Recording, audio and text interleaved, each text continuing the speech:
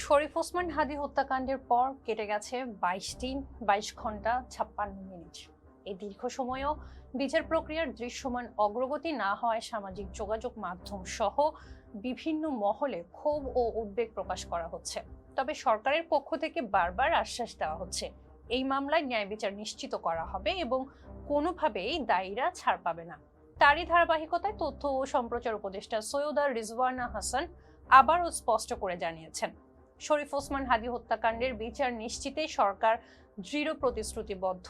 তিনি বলেন, এই সরকারের মেয়াদকালেই মামলার বিচার প্রক্রিয়া সম্পন্ন করা হবে এবং ন্যায় বিচার নিশ্চিত করতে কোনো ধরনের ছাড় দেওয়া হবে না।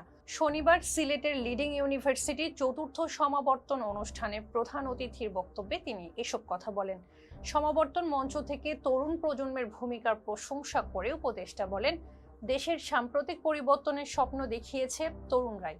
তাদের আন্দোলন ও সচেতনতার কারণেই রাষ্ট্র পরিচালনার পুরনো ধারা ও লক্ষ্য থেকে বেরিয়ে এসে নতুনভাবে দেশ পরিচালনার প্রয়োজনীয়তা সামনে এসেছে।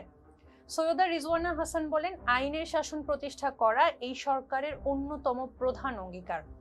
সে অঙ্গীকারের অংশ হিসেবেই শরীফ ওসমান হাদী হত্যার সুষ্ঠু তদন্ত ও বিচার নিশ্চিত করা হবে। তিনি জানান, সরকার তার সর্বোচ্চ সামর্থ্য ও আইনগত কাঠামোর ভেতর থেকে দ্রুত বিচার সম্পন্ন করার চেষ্টা চালিয়ে যাচ্ছে।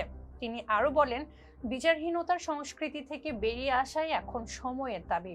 একটি হত্যাকাণ্ড যদি দীর্ঘদিন বিচারহীন থাকে তবে তা সমাজ ও রাষ্ট্রের জন্য ভয়াবহ বার্তা বহন করে। তাই হাদী হত্যার ঘটনায় দায়ীদের চিহ্নিত করে দৃষ্টান্তমূলক শাস্তি নিশ্চিত করা হবে বলে আশ্বাস দেন তিনি। ফেজদা পিপলের সঙ্গে থাকার জন্য ধন্যবাদ।